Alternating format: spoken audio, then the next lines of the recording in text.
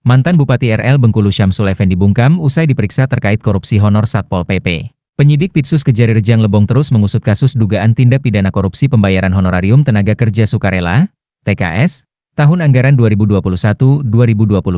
Penyidikan lanjutan dilakukan karena masih terbuka kemungkinan penambahan tersangka baru dalam perkara ini. Terbaru, mantan Bupati Rejang Lebong periode 2021-2025, Syamsul Effendi, dipanggil dan diperiksa oleh penyidik Kejari sebagai saksi pada Kamis, 12 Juni 2025. Pemeriksaan dilakukan untuk meminta klarifikasi terkait perannya sebagai kepala daerah saat itu. Syamsul tiba di kantor Kejari Rejang Lebong pada siang hari dan langsung menjalani pemeriksaan di ruang Pitsus. Pemeriksaan berlangsung cukup lama dan baru selesai pada malam hari, sekitar pukul 19.10 waktu Indonesia Barat. Saat meninggalkan kantor Kejari, awak media berusaha meminta keterangan darinya. Namun, ia menolak diwawancarai dan langsung masuk ke mobilnya. Meski begitu, Syamsul membenarkan bahwa dirinya dipanggil sebagai saksi dalam kasus dugaan korupsi di Satpol PP Rejang Lebong. Silakan tanya ke penyidik langsung ya, ucap Syamsul sembari menaiki mobil dan meninggalkan kantor Kejari Rejang Lebong. Sementara itu, Kajari Rejang Lebong, Francisco Tarigan, menyampaikan bahwa penyidik masih mendalami perkara ini. Karena itu,